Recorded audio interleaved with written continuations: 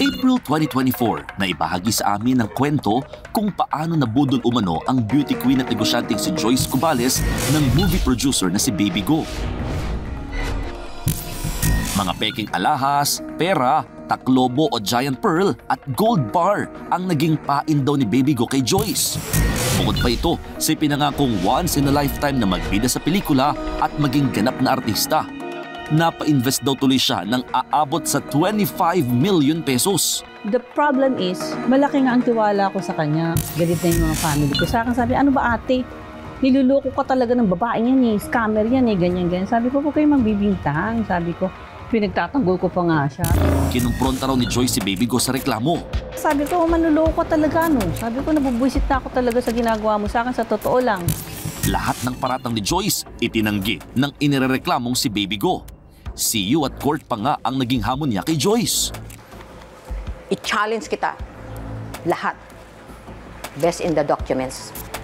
Ikaw puro fabricated. Magsalita ka ng katotohanan dahil puro ka kasinungalingan. Sinungaling ka. Maghain kami ng demanda laban sa kanya. Wala naman daw demanda o kasong nakarating kay Joyce tulad ng banta ni Baby Go. Matagal daw naging tugon sa reklamo niya kaya ipinagpasadyos na lamang niya ang kahantungan ng isinampa niya ritong kaso. Ang sad to think na ang dami talagang manlulokong tao sa mundo. Kaya I'm seeking help ngayon para nga malocate kung nasan siya para at least hindi na madagdagan yung mga lulukuhin pa nila in the future.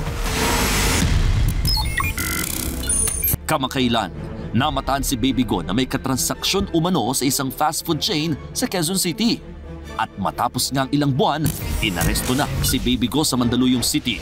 Nangyari yan nitong August 15 sa bisa na arrest warrant na inilabas ng Branch 175 ng San Mateo Rizal Regional Trial Court para sa kasong estafa na isinampa ni na Joyce. Yung mga masasamang gawain, meron din katapusan. So, sabi nga daw niya nung, kung may ginagawa siyang masama, bakit hindi ko siya ini-estafa noon pa? So alam na niya yun, naghihintay na siya. Alam na niya na isang araw darating din sa kanya yun. Eh dumating na ngayon. Kaya nga sabi ko, ang justice talaga nasa sa mga taong mabubuti. Malaking luwag nga raw sa dibdib ni Joyce ang pagkakadakip kay Baby Go. Pwede na raw siyang pumalakpak dahil gugulong na ang isinampa niyang kaso. Well, kailangan siya has to face the fact at saka kailangan ibalik niya sa akin yung mga kinuha niya sa akin, pinangako niya sa akin na ang alahas ko, yung lupa sa Palawan na binayaran ko, geodetic engineer yun, tapos sa munisipyo, tapos yung mga permits, ang dami talaga kasi it took a lot of years. I have to make sure na if ever na lalabas ako ng pera, I make sure na pipirma siya doon, pikunan siya ng picture, meron siyang collateral. Tsaka, I don't know, ang hirap magpautang ng pera sa mga tao. Pag sinabi nila sa'yo, uutang sila, babayaran bukas, huwag mo na asahan kasi hindi mangyayari. Wala pang nangyaring ganun.